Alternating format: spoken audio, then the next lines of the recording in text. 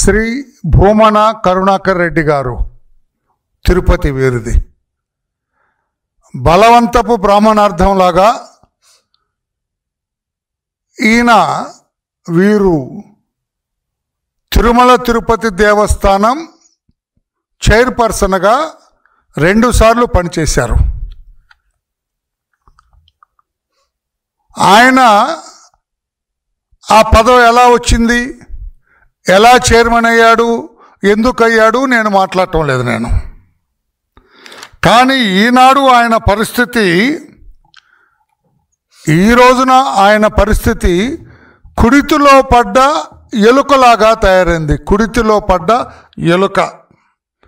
ఇంకా కొంచెం లోతుగా వెళ్ళాలంటే శ్లేష్మంలో చిక్కుకున్న ఈగ, శ్లేష్మంలో చిక్కుకున్న ఈగ.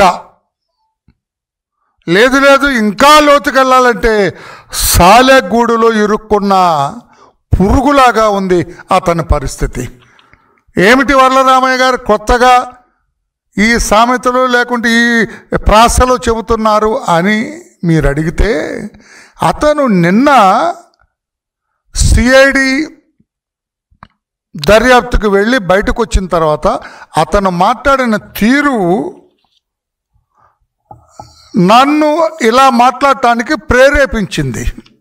అతను కారణం తప్పితే నేను అతన్ని ఎలుకంటానికి, అతన్ని ఈగ అంటానికి, అతన్ని పురుగు అంటానికి అతనే కారణం అని చెప్పి నేను తెలియజేస్తున్నా, వేరే కాదు. అతనేమంటారు, నాకు ఈ పరకామణి కేసుకు ఉన్న సంబంధం భూమికి నక్షత్ర మండలానికి ఉన్నంత వ్యత్యాసం, అంటే సంబంధమే లేదంటాడు. పాపం అయిననే పోయి రావాలి హస్తనికి అంటాడు. నైలు నది గురించి మాట్లాడతాడు, నైలు నదిలో మొసళ్ళ గురించి మాట్లాడతారు. నైలు నదిలో మొసళ్ళ కంటే భూమన కరుణాకర్ రెడ్డి గారు మీ ఇంట్లోనే ఎక్కువ మొసళ్ళు ఉన్నాయి, మీ ఇంట్లోనే ఎక్కువ మొసళ్ళు ఉన్నాయి. మొసళ్ళు అంటే నేను అడుగుతాను, కొన్ని ప్రశ్నలు చెప్పండి. సిఐడి మిమ్మల్ని అడిగారో లేదో నాకు తెలీదు, సిఐడి ఏమి దర్యాప్తు చేస్తుందో మాకైతే తెలీదు. నువ్వు వేరే వేరే ఊహించుకోవచ్చు. మా లోకేష్ బాబు గారిని, మా బిఆర్ నాయుడు గారిని, వరలరామయ్య అనే నన్ను, మా పట్టాభిని కలిపి ఏదో మాట్లాడావు.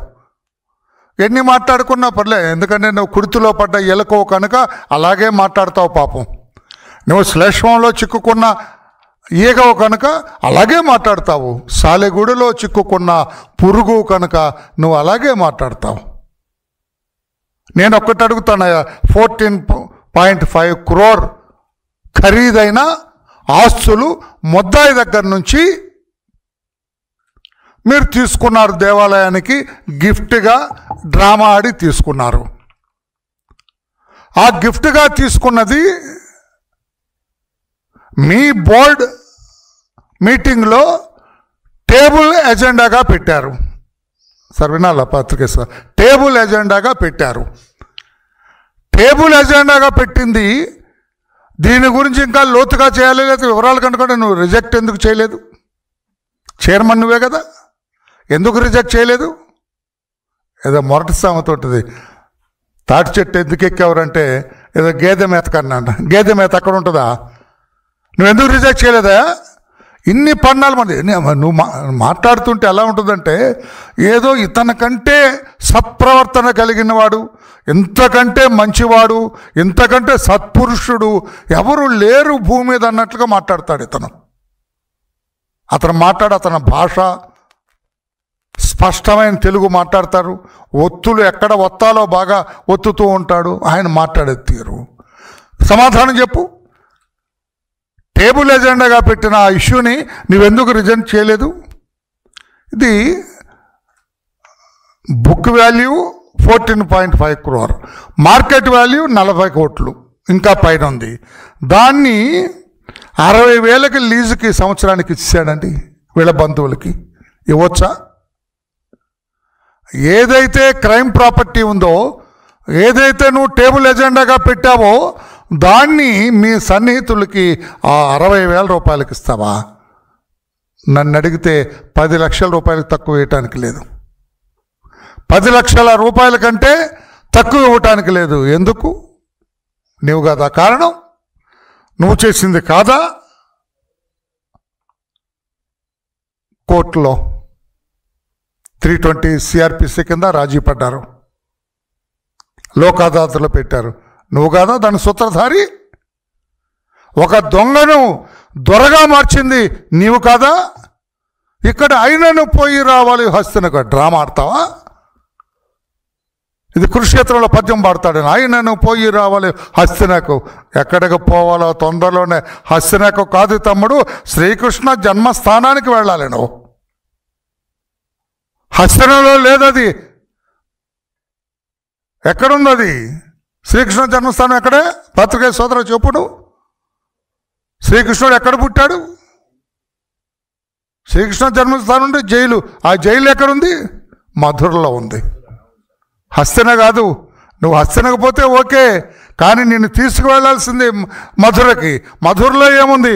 శ్రీకృష్ణ జన్మస్థానం ఉంది. ఇప్పుడు అర్థమైందా రాజా నీ భవిష్యత్తు?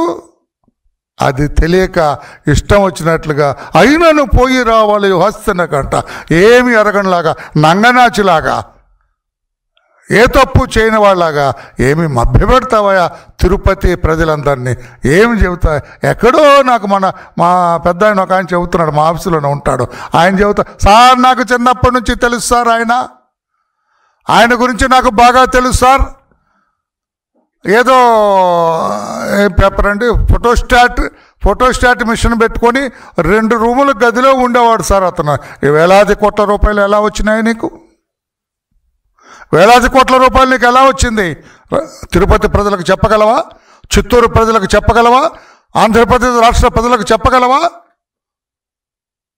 స్వామివారిని దర్శించుకున్న ప్రతి హైందవ భక్తుడికి చెప్పగలవా? Please subscribe to Leo news for more videos.